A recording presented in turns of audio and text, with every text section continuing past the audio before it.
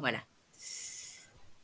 Donc, au niveau des intérêts, donc oui, donc je disais, c'est pas forcément l'élève auquel on avait pensé qui va se révéler dans l'escape game, et c'est généralement l'inverse. L'élève qui n'a pas l'habitude finalement de lever la main, que vous ne trouvez pas forcément très réactif en classe, et ben c'est souvent c'est ceux-là qui vont être accrochés par cette pédagogie qui est différente, par cet atelier que certains vont connaître, d'autres non, mais parce que, enfin, parce que vous allez vite voir qu'un escape game, ça met en place et ça permet à différents types de joueurs, finalement, de se révéler. Hein. Et le deuxième intérêt, enfin, les autres intérêts de l'escape game, donc forcément l'immersion, qu'on verra notamment à travers forcément l'ambiance que vous allez mettre en place. On vous parlait tout à l'heure de l'introduction, de la conclusion. On verra rapidement le principe du teaser. D'ailleurs, normalement, sur le petit padlet qu'on avait mis à disposition, vous aviez la possibilité de voir les différents teasers possibles. Enfin, les différents. Quelques teasers possibles. L'engagement dans le jeu, c'est ce qu'on avait dit juste avant, notamment avec les compétences transversales.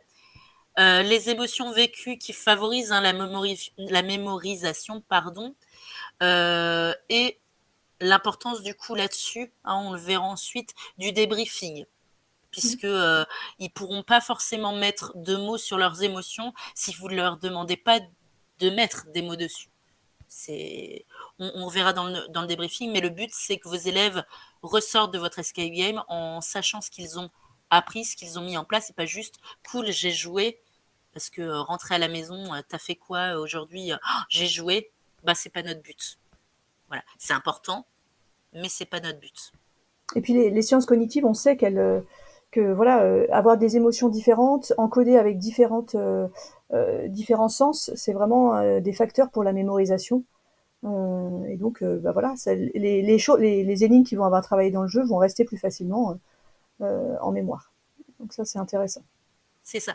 Et ce qui est important aussi, et je tiens à le dire, on ne peut pas faire que de l'escape game. C'est pas, enfin, notre but aujourd'hui, c'est pas de dire chaque activité, il faut que vous fassiez un escape game. Non, parce que premièrement, ça marcherait pas.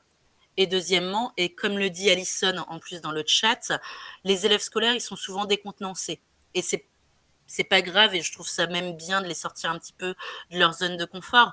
Mais on ne peut pas faire que des escape games, puisque dans ce cas-là, seuls les élèves qui ont cette fibre pour ce jeu auront des facilités. Et c'est comme on ne peut pas faire que des cours en jouant. Enfin, pour moi, la multiplicité des pédagogies, elle est importante, justement pour réussir à toucher tout le monde. Personnellement, au niveau escape game, en réel, je dois en faire, allez, 2 dans l'année peut-être, par classe. Et après, des numériques, je leur en mets quand même régulièrement, mais c'est pas obligatoire. Ça fait partie des petites activités qu'ils peuvent faire quand ils ont terminé leur plan de travail ou autre. Donc voilà, faut pas non plus que vous passiez entre guillemets du tout au rien.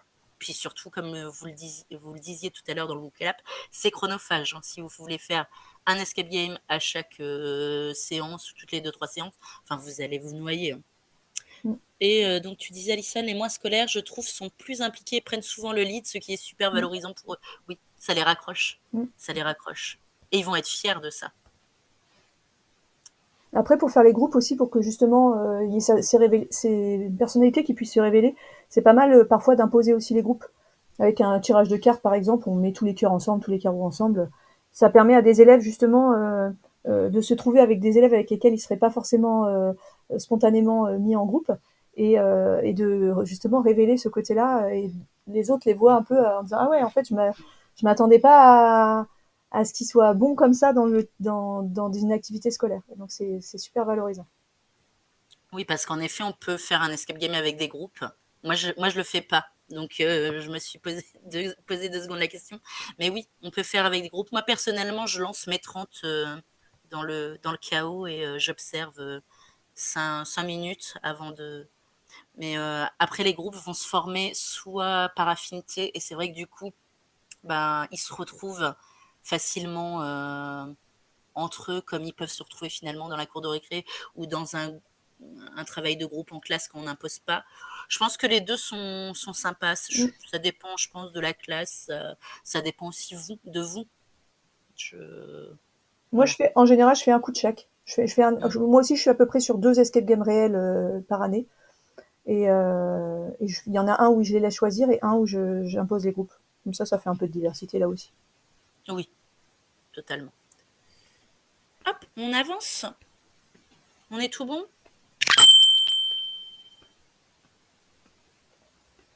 Donc tout à l'heure, Manon, elle vous disait à juste titre que les compétences, il faut qu'elles soient travaillées par l'escape game, parce que sinon, le risque, c'est qu'ils jouent pour jouer. Donc vous, en tant que prof, vous avez un objectif pédagogique. L'objectif, c'est qu'il soit atteint. Donc si l'activité, elle est trop penchée sur le côté ludique, vous n'allez pas avoir atteint votre objectif. Et par contre, si c'est pas assez ludique, les élèves, vous allez perdre un peu la confiance de vos élèves. Parce que si vous leur annoncez, ouais, on va faire un escape game, et puis qu'au final, c'est des activités qui sont des activités scolaires, juste un peu détournées. Voilà. Donc, dites-leur plutôt, si vous voulez utiliser ce type de mécanique, dites-leur plutôt, on va faire une activité un peu sous forme de jeu, mais ne leur vendez pas un escape game pour quelque chose qui n'est pas vraiment ludique, quoi. Sinon, le risque, c'est ils sont pas dupes, quoi. Ils vont pas se laisser embarquer aussi bien que si vraiment le côté ludique est travaillé. Donc l'équilibre entre ludique et pédagogique, quel que soit le jeu pédagogique qu'on utilise, c'est vraiment l'objectif et la difficulté, je trouve, à atteindre pour à la fois engager les élèves avec le côté ludique et en même temps réussir à faire passer les contenus pédagogiques qu'on a envie de faire passer. Vous avez une petite infographie encore de Scape. Je vous ai mis le lien dans le chat. La petite balance, justement, objectif pédagogique et ludification, hein, pour justement ne pas faire pencher la balance d'un côté ou de l'autre. Hein, comme toutes les petites infographies de Scape, elle est vachement bien faite. Donc voilà, je vous mets le lien.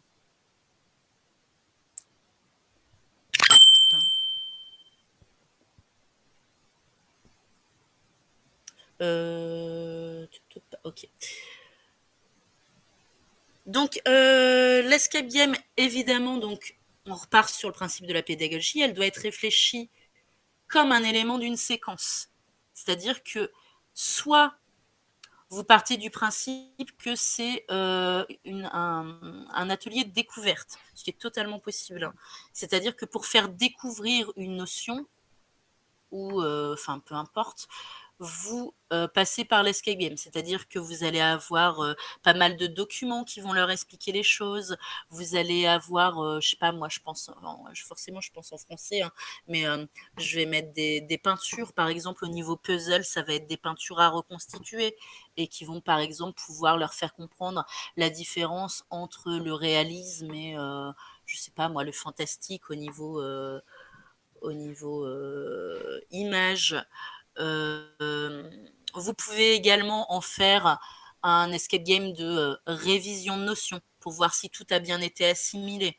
Dans ce cas-là, forcément, il y a plein de petits éléments que vous n'allez pas apporter puisqu'ils sont déjà censés le connaître. Donc là, par exemple, il y a plein de coups de pouce finalement qui ne vont pas être donnés dans ces moments-là. Certains font des escape games d'évaluation. Personnellement, je ne le fais pas. Je crois que Ségolène ne le fait pas non plus Non. parce que je veux pas qu'ils assimilent le jeu au stress de l'évaluation, de la notation. Alors effectivement, je valide des compétences pendant l'escape game, mais ils sont pas forcément au courant que je les valide. Ouais, Voilà. c'est une bonne évaluation diagnostique pour nous. Moi, je sais que le premier escape game que je fais en début d'année, il arrive assez tôt et ça me permet justement d'évaluer comment ils sont capables de travailler ensemble et est-ce qu'il y a des classes où ça fonctionne pas du tout et il faudra que je mette le paquet sur le travail, sur la coopération, la communication. Mais moi non plus, j'aime pas parce qu'ils ont toujours effectivement ce sentiment qu'ils sont évalués, donc ça enlève un peu le côté ludique du coup. Je sais pas si c'est toi qui as des soucis de connexion, tu sais moi. Ah, Je sais pas. Est-ce que ça a lagué aussi tu pour m'en- vous, tu m'entends Ségolène pas? Si, je t'entends, mais ça a lagué légèrement quand tu parlais, donc je sais pas si c'est Ah, moi ou... Ouais, il y a eu un petit lag. Ok, d'accord, ok. ok. Désolée. Alors, ça me rassure pour moi, moins pour, pour Ségolène. On vous donnera le lien du Geniali et on vous a mis notre ludofiche. Insérer un jeu dans une séquence pédagogique. Je Hop. l'ai mis dans le chat. Ah Ouais. bah nickel, t'as anticipé. Ouais.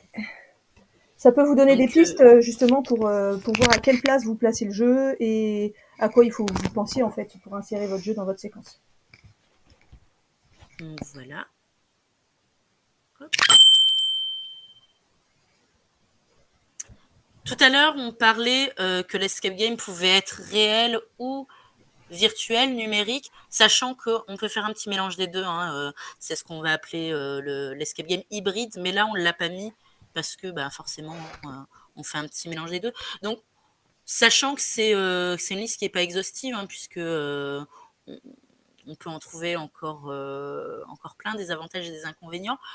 On a mis donc pour le côté réel, forcément l'immersion, hein, puisque bah, vos élèves débarquent dans une salle, je sais pas moi, que vous avez où vous avez mis tout ce qui était objet du 19e siècle, avec une petite musique qui va les plonger dans ce que vous allez essayer de mettre en avant. Enfin, je prends un exemple, vous êtes dans un laboratoire parce qu'ils font des recherches justement dans un laboratoire. Ben, vous allez demander à emprunter peut-être le labo de science pour pouvoir faire les choses. Vous allez pouvoir jouer avec les volets pour mettre un peu de pénombre, mais pas trop. Enfin, voilà.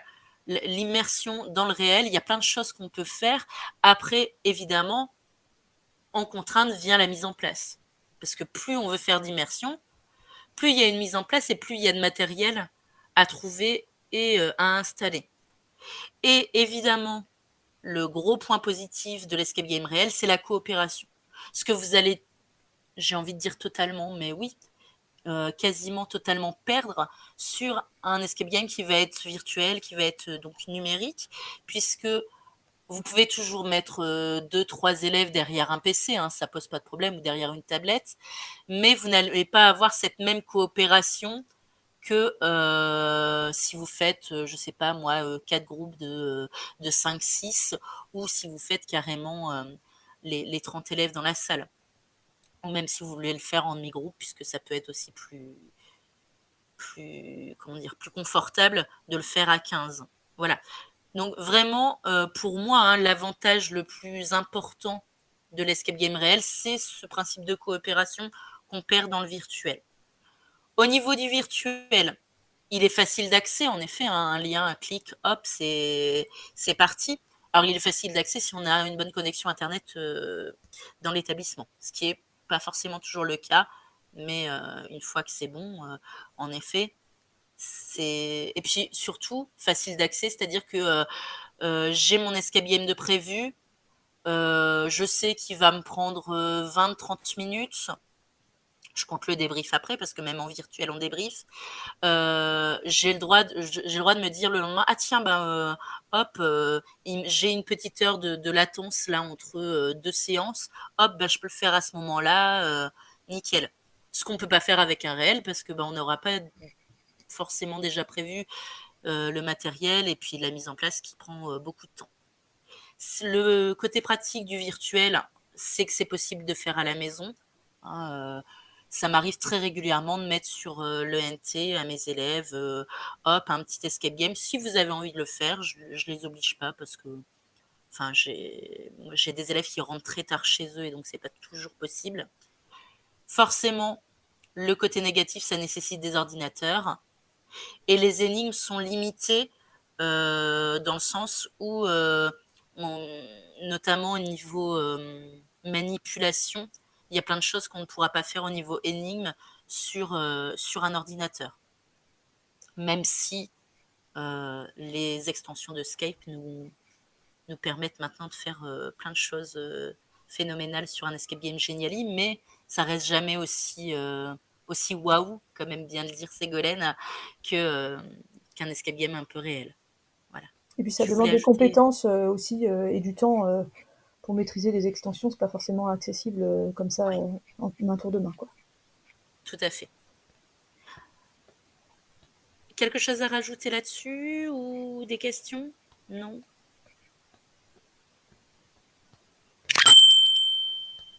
Voilà, des questions. Pour cette Est-ce que première pour cette partie. première partie, hein, il y a 2 parties. Là, on va dire que c'était, ce qui est un peu général. C'est un peu comme ça qu'on avait vu les choses. Est-ce que vous avez déjà, des petites questions sur ça? Oui, vas-y Amélie, tu peux ouvrir ton micro si tu préfères. Est-ce que c'est bon? Oui. Ouais, vas-y, on t'entend très bien. En fait, c'est peut-être une question redondante. J'ai loupé le tout début de l'escape game, du webinaire parce que j'étais au téléphone, pardon. Et du coup, je voulais juste savoir si on prenait l'escape game dans un sens très général. Oui. Oui, c'est ça. Hein. Donc, ça peut être Là, on va le prendre très général. un jeu sous. Ah oui, mais totalement. Et c'est ce qu'on disait en fait aujourd'hui. Enfin, si tu prends le principe de base de l'escape game, c'est je suis enfermé dans une salle, j'ai un temps pour sortir de cette salle. C'était ça à la base. Aujourd'hui, on ouvre beaucoup plus et parfois on mêle même jeu de piste et escape game. Normalement, les notions qui restent, c'est le temps. Même si on verra souvent que sur les escape games numériques, il n'y a pas toujours cette notion de temps. Alors du coup, je trouve qu'on sort un peu de la notion d'escape game pour entrer simplement dans un jeu numérique. Hein. Donc forcément les énigmes. Normalement, il y a la collaboration qui fait partie des fondamentaux. Je cherchais le mot de l'escape game. Encore une fois, on l'a vu, si on part dans le numérique, la collaboration, on la perd.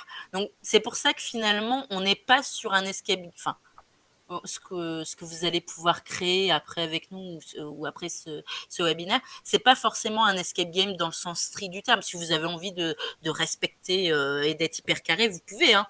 Mais il faut, j'ai tendance toujours à dire, il faut que ça vous corresponde. Ah, moi qui suis pas du tout carré, hein, Ségolène pourra le pourra le dire très régulièrement, mais ces escape games sortent totalement comment dire des bornes de tout ça. Et puis après, rien ne vous empêche non plus de dire que vous avez créé un jeu, en fait. Ouais. Et de pas forcément mettre l'appellation escape game si vous avez l'impression que ça correspond pas vraiment à ce que c'est qu'un escape game. Enfin, il y a des super jeux de piste, il y a des super jeux d'enquête, ça n'enlève rien à la qualité du jeu, en fait. C'est juste, voilà. Si ça correspond pas à escape game, bah, c'est pas grave, vous lui donnez un autre nom. Oui, en fait, ça m'est déjà arrivé d'en faire un et de dire escape game, et effectivement, il n'y avait pas la notion de s'échapper, et certains élèves qui connaissaient pour en avoir fait par ailleurs ont un peu réagi frustrés au départ, en fait. Donc voilà, je me dis, peut-être qu'il vaut mieux pas employer le terme pour ceux qui ont déjà fait ce genre de jeu et mettre autre chose dessus, mais voilà, ça me va très bien la réponse. Merci beaucoup. Alors, il y a une question dans le chat sur combien de temps ça prend pour faire un escape game, notamment un premier escape game. Ça dépend tellement de choses. Déjà, s'il est numérique ou s'il est réel, ça dépend si à partir du moment où tu vas le faire mûrir dans ta tête ou à partir du moment où tu as déjà les idées.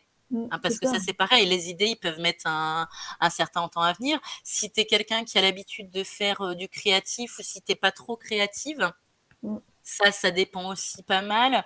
La Est-ce que tu as complexité déjà des joué? énigmes, la Ouais. complexité des énigmes aussi. Si on a déjà joué ou pas à un escape game, parce que mine de rien, quand on n'a jamais joué à un escape game, c'est compliqué d'avoir les mécanismes. Hein, après, concrètement, le tout premier, je te dis, tu pars sans les idées. Alors là. Moi, je dirais une 40aine d'heures. Et là, tu vois tout le monde se déconnecter. Non, mais je réponds réellement. Mais le temps de test compris, création des énigmes. Enfin voilà, moi je suis honnête, hein, le premier. Mais après, voilà, j'ai essayé de faire un truc qui était très abouti. C'est pour ça que je disais tout à l'heure, ça dépend de la complexité des énigmes. Voilà. Moi, je sais que, par exemple, ma collègue de maths, son premier escape game, on l'a fait à 2, tu vois. Donc, elle avait, et d'ailleurs, on est très complémentaires et c'était vraiment top. C'est-à-dire que elle avait plein d'idées pour les énigmes, mais elle savait pas comment les mettre en place. Et moi, j'avais plein d'idées sur comment mettre en place, mais pas forcément d'idées des notions, parce que c'était un escape game 6e, 3e de début d'année. Hein, donc avec 60 élèves. Et elle savait ce qu'elle voulait, mais elle savait pas comment le mettre en place. Et moi, j'avais toutes les idées pour le mettre en place. Donc finalement, ça nous a pris 2 grosses après-midi. Après, encore une fois, juste pour le construire. Et après, chacune de notre côté, on a fait les énigmes. Voilà. Ouais. Donc, allez, ouais, si, quand même, une grosse dizaine, vingtaine d'heures à Ouais. deux. Ouais, Donc, voilà. ça rejoint finalement ce que tu dis, hein. Comment évaluer le temps que mettront les élèves pour résoudre les énigmes? Alors, attends, parce qu'il y avait. Attends, Il y en je avait vais d'autres répondre à avant. celle-là. Avant, il y avait est-ce Ouais. qu'on peut intégrer du numérique quand on fait un escape game en salle? Oui, tout Oui. à fait, hein, il n'y a pas de souci. Ce qu'on appelle escape game virtuel, c'est quand il est uniquement sur ordinateur. Donc, Mm. tu avais bien compris, Céline. Ouais. Je te donne un exemple. Sur ce même escape game dont je vous parlais, à un moment, les élèves trouvent un QR code et il y a une tablette qui se trouve dans la salle. Ils prennent, donc ils scannent le QR code et il y a la chanson Tous ensemble, tout ensemble, ouais, qui se, qui se met en route et ils doivent comprendre qu'il faut ajouter le nombre d'élèves de sixième et le nombre d'élèves de troisième pour trouver une des parties du code de la valise à ouvrir. Donc oui, alors que le reste est entièrement en réel. Concrètement, comment organise-t-on un escape game pour 30 élèves à la fois? Comment se passe la fouille dans la salle? C'est un escape pour tout le monde ou il est dupliqué en fonction du nombre de groupes? Ça dépend. Alors tu vas voir qu'on va souvent te dire ça. Ça dépend, parce que ça dépend de ce que tu veux. Tu dis concrètement comment organise-t-on un escape game pour 30 élèves à la fois. Moi, quand j'ai mes 30 élèves d'un seul coup, ce que je fais les 90% du temps, je crois que des groupes, j'ai dû en faire pour un escape game, mais ça m'avait pas, enfin, c'était pas trop mon truc. Je veille à avoir au moins une dizaine d'énigmes. Ce que tu vois, donc une dizaine d'énigmes, ça veut dire que j'ai 3 élèves qui vont se greffer généralement à chaque énigme, sachant qu'en fait, ça ne se passe absolument pas comme ça, hein. Ils ont bien du mal à se répartir dans les énigmes et ils vont aller vers soit ce qu'ils vont trouver en premier, soit ce qui va le plus les intéresser. Au niveau de la fouille, par contre, avec 30 élèves, il va y avoir énormément de fouilles. C'est là où moi, je vais m'amuser à mettre plein de puzzles. Donc, ils vont devoir trouver tous les petits morceaux de puzzle. D'ailleurs, à ce niveau-là, pensez à vous rappeler de l'endroit où vous cachez les choses. Parce que ça m'est souvent arrivé qu'il manque une énigme quelque part. Et où je me dis, mais où est-ce que je l'ai mise? Parce que entre les dessous de chaises, les tiroirs, vous cachez au-dessus du tiroir. Enfin, vous savez, vous ouvrez le tiroir et vous le mettez pas dans le tiroir, mais vous le collez par-dessus. Ça, on n'y pense plus. Quand je leur mets sous la poubelle, j'ai tendance à l'oublier aussi. Enfin bref, au niveau de la fouille, plus on a d'élèves dans la salle, plus il faut faire de fouilles. Enfin, pour moi, Ségolène, tu m'arrêtes hein, si je dis des bêtises, mais parce que vous allez avoir certains élèves, pas beaucoup, certains élèves pour qui la fouille, ça va être l'essentiel de leur jeu, où ils vont adorer ça, où ils vont se mettre par terre, ils vont tout vous retourner. Pensez d'ailleurs à délimiter votre zone de fouille pour pas justement qu'ils vous démontent le Le faux reste de la plafond. salle. Le faux Oui, plafond, moi j'ai déjà le eu. faux. C'est ça. Madame, est-ce que vous êtes sûre que derrière la fenêtre, sur la petite corniche, non, non, non, j'ai rien planqué dehors, on est au 3e étage. Et moi, à Voilà. l'inverse de Manon, en fait, je ne fais jamais mes escape games en classe entière. Je fais toujours des groupes. Parce que, comme je disais tout à l'heure, j'ai des élèves qui sont pas du tout persévérants et tout. Et du coup, si je fais en classe entière, j'ai des élèves qui ne vont pas du tout s'engager dans le jeu. Alors que s'ils sont en plus petit groupe, c'est plus facile pour eux du coup de pas être attentistes pendant le jeu. Donc en fait, moi, je coupe la classe en 4 zones, délimitées aussi avec de la rubalide. Comme ça, c'est clair pour chacun où est-ce qu'ils sont. Et c'est le même escape game qui est joué 4 fois dans les 4 zones de jeu. Avec aussi beaucoup de fouilles, moi j'aime bien cacher. D'ailleurs, avec les adultes, c'est un peu compliqué parce que les adultes se traînent moins facilement par terre que les élèves. Mais j'aime bien cacher aussi quand c'est pour des escape games pour des adultes. Et dans ce cas-là, parfois je mets même des choses un peu pour masquer la vue parce qu'il n'y a rien de pire quand il y a des énigmes avec de la manipulation. Moi, j'essaie de faire beaucoup manipuler pendant les énigmes, de voir en fait et d'être spoilé parce que t'as vu en fait que le groupe d'à côté ils avaient versé un truc ou ils avaient gonflé un ballon et donc voilà. Donc des fois je mets des blues. Alors mes collègues ils se foutent de moi parce que j'étends mon linge parfois, alors je mets des grands draps. Ils me disent ouais, t'as un problème de sèche-linge? Non, non, ils jouent. Bon, maintenant ils sont habitués que j'étais à moitié folle, mais voilà. Ça, et on peut aussi faire, et dans l'escape game, par exemple, avec mes 60, c'est ce qu'on avait fait, c'est-à-dire qu'il y avait 2 salles côte à côte, fermés par une porte où on avait mis un cadenas, où ils avaient juste l'espace pour communiquer ensemble. Et du coup, ils vivent un escape game différent de chaque côté. Et au bout d'un moment, paf, ils se rejoignent et ils ont besoin de collaborer pour l'énigme finale. Ça, c'est faisable aussi. Donc c'est pour ça que je te disais ça dépend, Marine, parce que ça dépend de ce que tu veux faire, ça dépend avec quoi tu es à l'aise. Pour le premier escape game, par exemple, enfin moi en français, je pourrais tout à fait voir avec mon collègue du CDI pour me prendre une partie de la classe pour travailler sur quelque chose et n'en prendre que 15 pour faire mon premier escape game. Après, une fois qu'on est plus à l'aise, on tente des choses aussi. Hein. Ça reste aussi une expérience qu'on fait avec nos élèves. Et une expérience, ça peut réussir, ça peut louper, et c'est pas grave. Et même si c'est loupé, les élèves, ils auront quand même toujours des choses positives à vous faire remonter. Et même si c'est réussi, ils auront toujours des petites choses à vous dire, ah ben, ça aurait été bien qu'on puisse faire ça aussi comme ça. Et il faut savoir les écouter. Hein, parce que c'est eux qui vivent l'expérience de jeu. Il y avait aussi une dernière question avant qu'on passe à la suite, c'était comment estimer le temps que vont mettre les élèves pour jouer. Moi, en général, quand je le fais tester à mes collègues. Mes premiers testeurs, c'est pas des élèves, c'est des collègues. Moi, c'est mon mari. Voilà. Et ouais, mais du coup, il n'y a pas le côté la notion de collaboration, ouais, je sais. Moi, j'essaie d'avoir une équipe à peu près de 5-6 joueurs parmi mes collègues. Comme ça, c'est à peu près ce qu'il y aura en nombre d'élèves. Et si mes collègues réussissent en 20-25 minutes, je sais que ça colle pour une heure à peu près. Ouais, voilà. Ouais. Sur une séance d'une heure, ça marche. Et puis, de toute façon, vous allez aussi avoir des groupes qui vont être très longs et qui, du coup, ne vont pas réussir l'escape game. Parce que là, on part tous du principe qu'ils y arrivent à la fin. Pas forcément. Ils ont le droit d'échouer. Et le fait d'échouer, ça va aussi vous apporter des billes pour un prochain escape game, voir avec eux ce qui n'a pas été, pourquoi est-ce qu'ils n'ont pas réussi. Très souvent, enfin moi c'est ce que j'ai avec les miens, très souvent c'est un problème de communication chez les miens. C'est-à-dire que ils sont à 2 doigts de réussir, mais j'en ai 2 ou 3 qui se baladent avec le résultat de l'énigme qui manque aux autres pour réussir à trouver le dernier chiffre du coffre et qui vont pas avoir pensé à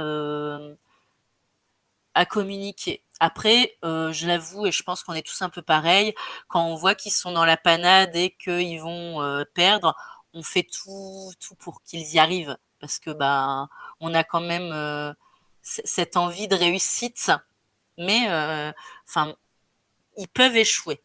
Ça a dû m'arriver une fois, moi, je crois, dans ma courte carrière de prof, où vraiment ils étaient pas cool et du coup je les ai pas aidés et du coup ils ont perdu. Voilà. Vous voyez, par exemple, moi je fonctionne totalement différemment, puisque en fait pour moi, pour qu'il y ait de l'enjeu pour l'escape game, il faut qu'il y ait un taux de réussite qui soit pas de 100%. Sinon mes élèves ils vont se dire, de toute façon on sait qu'on va gagner à la fin, à chaque fois on y arrive. Alors que moi j'essaie de calibrer au niveau de la difficulté justement pour qu'il y ait 50% de la salle qui réussisse, enfin 50% de mes groupes qui réussissent à le terminer. Sinon, oui, parce que tu fais avec différents groupes, donc du coup, oui. Parce que sinon, je vois qu'il y a une... Enfin, si tous les élèves réussissent le jeu, il y a moins de jeux, quoi. C'est comme vous, si vous avez déjà fait des escape games en salle, vous savez qu'il y en a qui sont plus ou moins difficiles. Quand tu réussis un escape game qui a 25% de réussite, tu te dis, ah ouais... Et mes élèves, ils le savent, hein, je leur dis avant, ils savent que, il est calibré pour que toutes les équipes ne réussissent pas. Mais il peut y avoir, ça m'est déjà arrivé, dans une classe où les 4 groupes vont réussir. Et puis peut-être dans une autre classe, j'en aurai qu'un seul groupe sur les 4 qui va y arriver. Donc, mais en moyenne, c'est à peu près autour de 50%. D'accord, ouais, tu vois, là-dessus, mais oui, mais en plus, avec ton principe de groupe, c'est d'autant plus logique. Donc après, on peut prendre des idées d'énigmes sur Non, c'est Skype. bon, il n'y avait plus d'autres questions. Après, c'était des échanges entre les participants. D'accord. Sur les ressources ou des propositions, par exemple, Alison qui dit qu'on peut... Ah, je suis bête, j'ai oublié de faire. Alors, j'ai bien mis les deux machins à la suite, mais j'ai oublié de mettre le lien entre les deux. Hop, c'est pas grave. Hop. Hop, juste le temps de changer, du coup. On réinvente pas l'eau chaude aussi pour nos webinaires, donc on a un support qu'on modifie en fonction de nos thématiques. Et comme on collabore aussi avec Manon, chacune fait sa partie. Alors, au niveau des énigmes, puisque finalement, le cœur de votre escape game, c'est évidemment les énigmes. Alors, oui, sans teaser, enfin, j'ai envie de dire sans teaser vraiment bien formé enfin, ça peut exister des escape games. Par contre, si vous mettez pas d'énigmes dans vos escape games, bah, c'est pas un escape game. C'est aussi simple que ça. Donc, il faut mettre vos compétences au cœur des énigmes. C'est-à-dire, qu'est-ce que l'élève doit savoir faire, qu'est-ce que l'élève doit connaître, et quel savoir-être l'élève doit-il développer. Qu'est-ce que j'ai fait avec mon truc? Ah oui. Hop. Désolé. Pourquoi il veut pas présenter? Ah, c'est parce que le mien, il est en... Bon, attendez. Ah, il faut que tu remettes les navigations de page, non? Bah, c'est ça, c'est parce que moi, je l'ai fait en T'inquiète, bah, remets les navigation navigations de page. normale et... non, mais c'est pas grave, du coup, je vais démarrer avec le mien, c'est pas grave. Hop. Oui, on s'en fiche. Mais du coup, quand je vais le renvoyer, il faudra que je change. Oui, il faudrait que tu Voilà, remettes ceci sur l'autre pour mes énigmes, mes 3 énigmes préférées, du coup. c'est ça. Donc, au niveau des énigmes, vous avez le bric-à-brac de Skype hein, dont parlait Alors là, Amélie, c'est ça? là, Alison. ton écran, on est toujours sur le Oui. Jitsi, enfin sur Ouais, faut que le... je partage totalement tout mon Ouais, truc. voilà. Sinon, on ne te suit pas. Fenêtre. Donc c'est Ouais. essentiellement de la fouille et de la réflexion, pas de manipulation. Si, si, il peut y avoir de la Ah si, on manipulation. peut. Bah, Au justement, contraire. dans les énigmes, il y a beaucoup de manipulation. Après, ça dépend aussi ce que tu appelles manipulation.